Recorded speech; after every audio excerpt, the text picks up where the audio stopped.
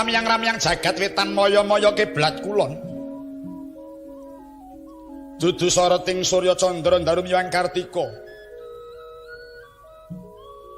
Ana padhang dudu padhanging rina ana peteng dudu petenging wengi. Ingkang sumunuhung cahyaning kayiwangan jonggring salaka inggih kayiwangan jonggiri kaelasa. Ya kayiwangan Kilasa Purwa ya Mundarandir Bawana inggih kayiwangan Suralaya. Ya sinebat kayiwangan Paku Jamur Kataliwarna. Ingkang renggani kayiwangan inggih menika ta warnane dewa, dewaning para dewa. Wis Sang Hyang Guru ya Hyang Pramesti ya Hyang Pramesti Guru. Ya Hyang Pramestwara ya Hyang Hudipati ya Hyang Nilakanta ya Hyang Marting Jagat ya Hyang Marbudengrat ya Hyang Parama Siwa. Ya Hyang Paramerta Siwa ya Hyang Acintya Nirmala ya Hyang Rudra ya Hyang Pasupati ya Hyang Pasuprabu. Ya Hyang Mahlun Yusbat Sang Hyang Manikmaya.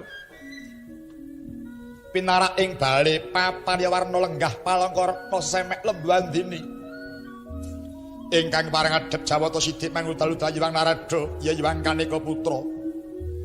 Semambung pungkur Jawata Indra Bawana Sang Hyang Indra Bathara Sakra ya Sang Surapati. Mangkono Hyang Manik Mayarsa medhar sabda. Wijiling sabda ingkang dereng kawya sing lesan.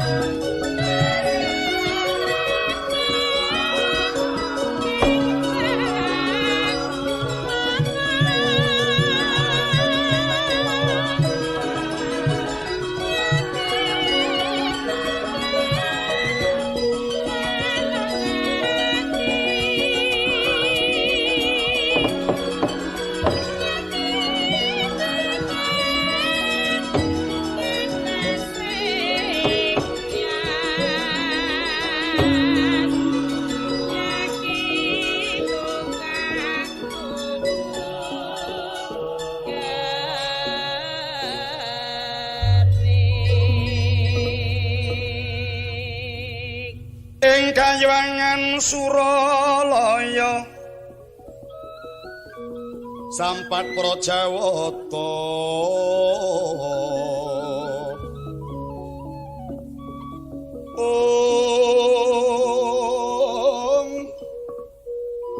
Mahargya sang Wikuraja Denya Waswidakta Sir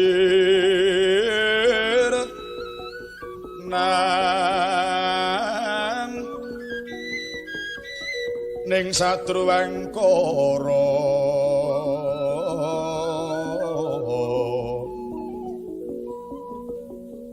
Suka ing driya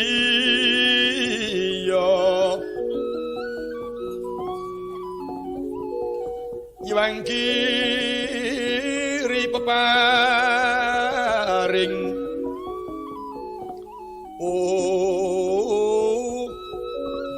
Saka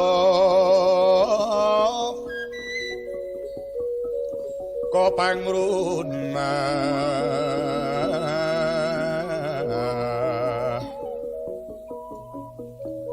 Iwang widodari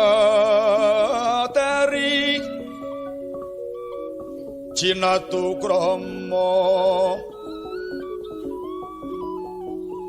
Sang Wikujumenata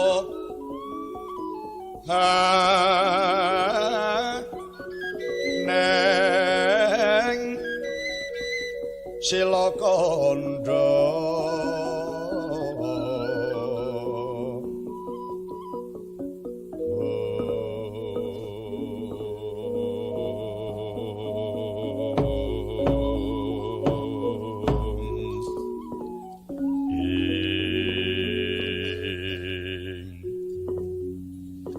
Waru pinangon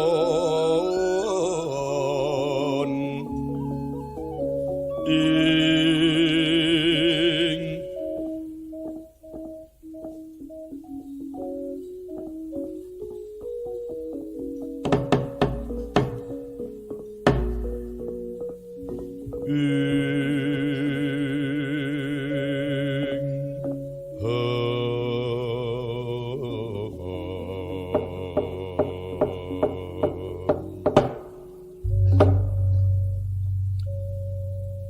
Mangarcana maya sidi sekaring bawana langgeng mangketa kakang Kaneka putra kawula nuwun wonten timbalan ingkang dawuh Adi Guru miji dhateng Rakanta ing Sidik Mangudalidal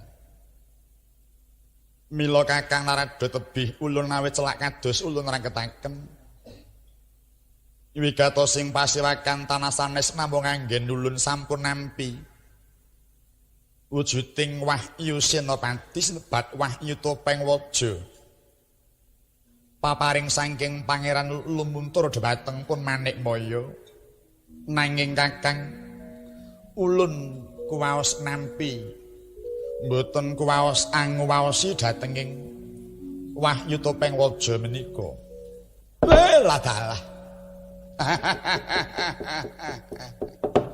Pergenjang Pak Pong Bu Bolong. Waru dayang tinegor nguwung kali codhe sapa sing gawe. Wik cekater. Kula nuwun inggih Adi Guru Nadyanto Paduka mboten kepareng nguwaosi nanging Rakanta nderek bingah. Awit nyatanipun Adi Guru kapitados nglumunthuraken kanugrahan ingkang sampun paduka asta kala wau. Wahyu Topeng Waja inggih wahyu ning Senopati. Kakang Narada inggih. Lajeng calonipun wahyu kala wau badhe dipun paring dhateng sinten Adi Guru? Wangsit ingkang sampun ulun tampi kakang. Wahyu menika kadawan maringaken dhateng titah ulun Gatutkaca ingkang sampun winisuda dados senopati wonten negari Ngamarta. Ana dalah. Wah, bingah kaping kalih Rakanta ing Sidik Mangudalidal. Karana ing mangke wayah kula tetuka ingkang badhe dipun paringi Wahyu Topeng Waja mongko nyatanipun Larinipun sampun kawisuda dados senopati negari Ngamarta. Kakang Narada inggih. Lajeng benjing Punapi Adi Guru. Kakang ngentosana dhateng wahyaning mangsa kala. Menawi sampun dungkap wahyaning mangsa kala tertamtu tumuli ulun paringaken wahyu dhumateng pun Gatotkaca. Menawi ngaten rakantara manghanekseni Adi Guru. Tacala narpa Kresna tan tulus anyakra ring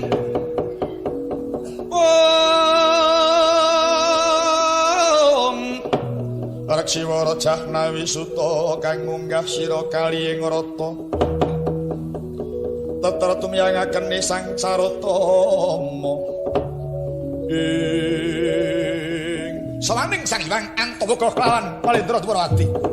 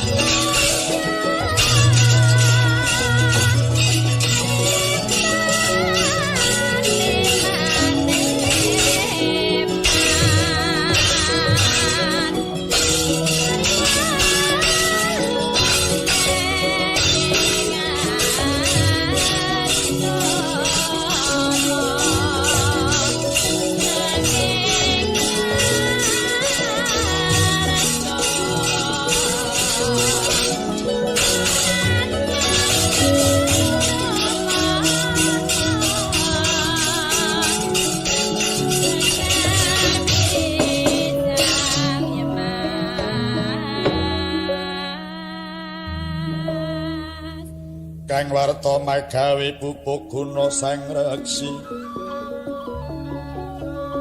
leleh mangya tatar hujwala tekan suwuh umyat dari sang wara Sri Kandi karena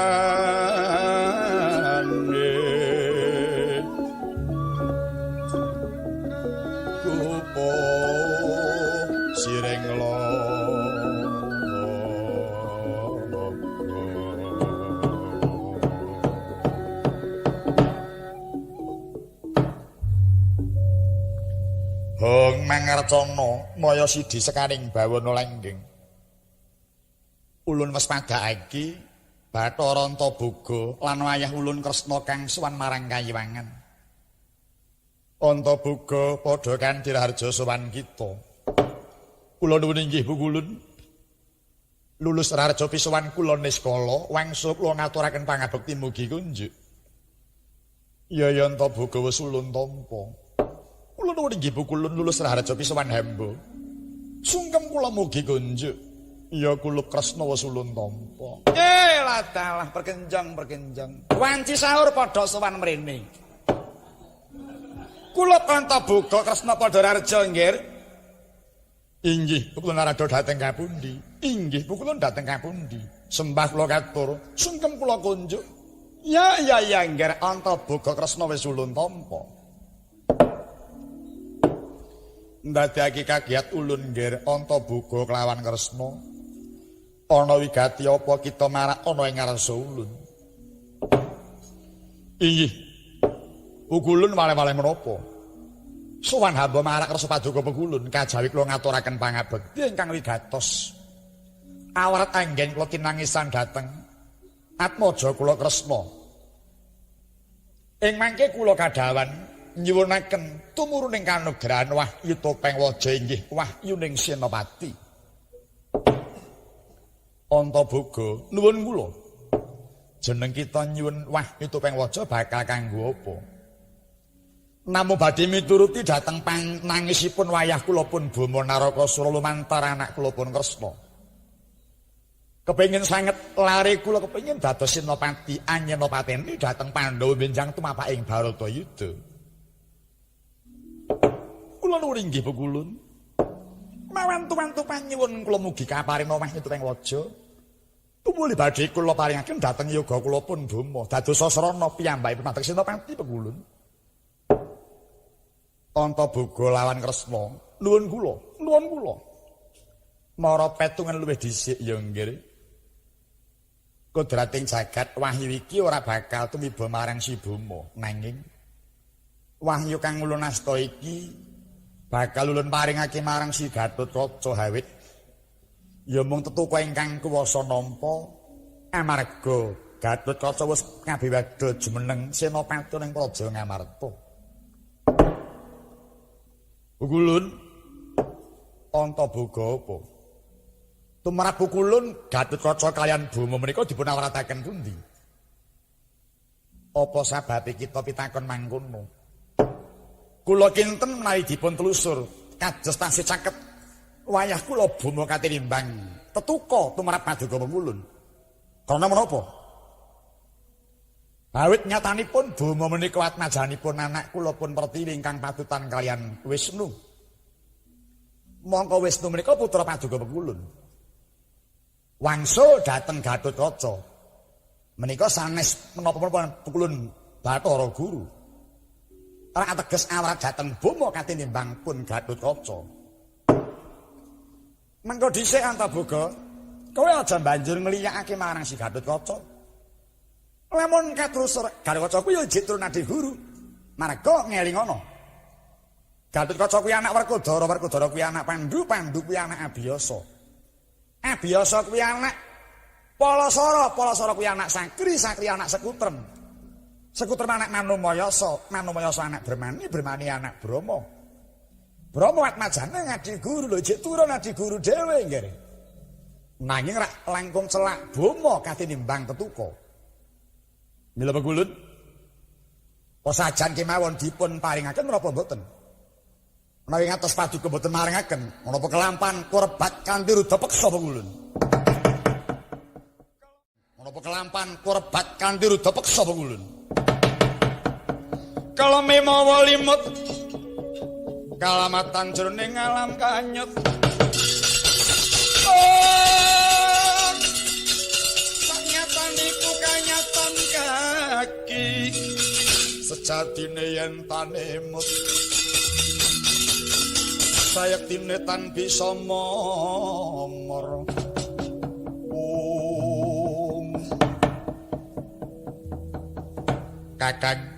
Kakang Antaboga. Yayi Indra apa? Paripaksa aku ingkang caos wangsulan marang Kakang Antaboga. Priye karepmu Yayi? Ing atase sira iku dewa tan perbeda Bathara Indra. Ngerti marang wewaton-wewaton nanging gene ya dene Kakang Antaboga bakal nerak pacak nerajang angger. Mongko kodrating jagat wahyu iku pinesti darepe ing Gatotkaca kena ngapa kuwi bakal ngurda paripeksa. Mbuh ora idep. Mong kari manehake apa yen ora? Yen ngono Kakang tak gawe sayembara. Apa sayembaramu? Waton Kakang bisa nglangkahi ku narep aku nembe kelakon boyong wahyu metu anjur tak ladeni Bathara Indra.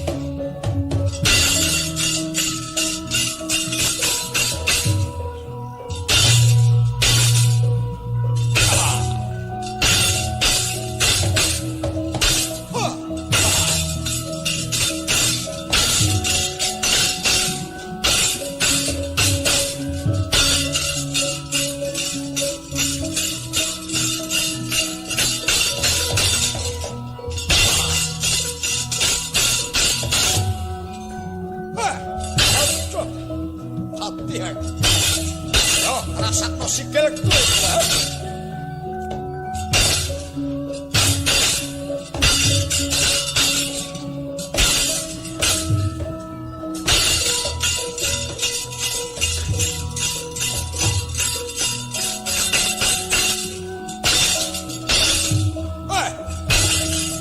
Ayo, ketokkan.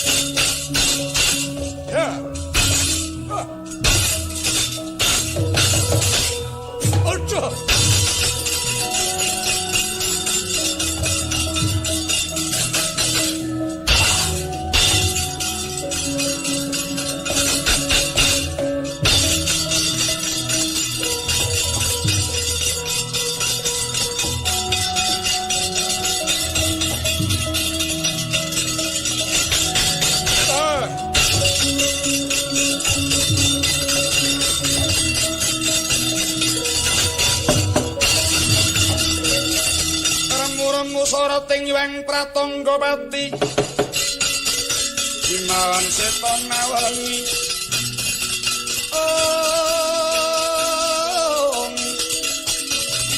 Sanggan ninggal toko manampak humiring Mawas reping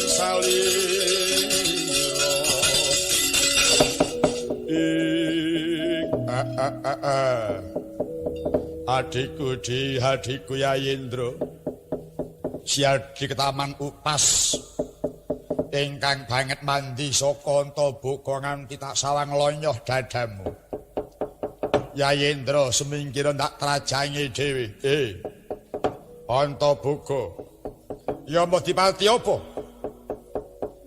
cetha yen wis mingerke blatmu kowe Antaboga ing atase kuwe dewa kena ngapa kok wani ora arik ketentreman kayuwangan mbuh ora idep ayo rawi-rawi tak rantasi malang tak putungi nek liyane Yama tok sumbari kena ning yen aku aja takon dosa jabut nyawamu cemplungke kawah karepen dadi intiping si Blegedaba parat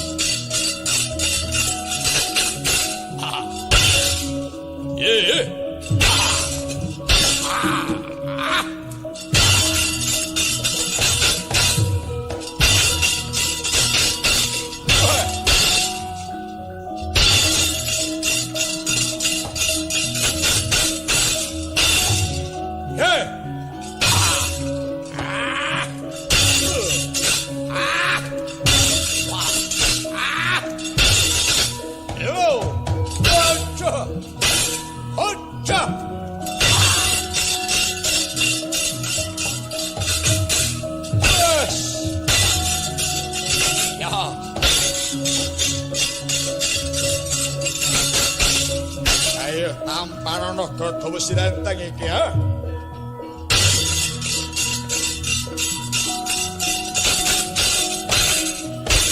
Hai.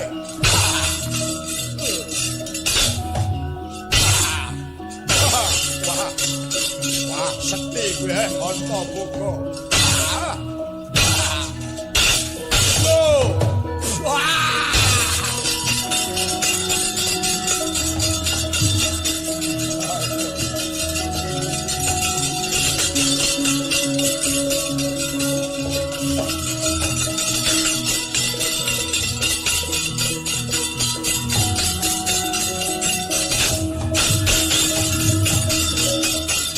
Bayangan bayem-bayem aku ngrembuyung rowe-rowe ring rawan aduh biyong waduh wah sekti mabara bilih tanding beboting aprangonto buku Kakang Yomo priye Yai Bromo dikapake aku disembur wisa mandi. Waduh jebahku nganti gogrok ngarep. Nembus kulit nganti mlonyoh, dagingku kaya mateng. Wah, ampuh wisane Kakang Antaboga. Priye di mangsa Budawa. Antaboga tuwek-tuwek semburane iji ampuh. Wisane iji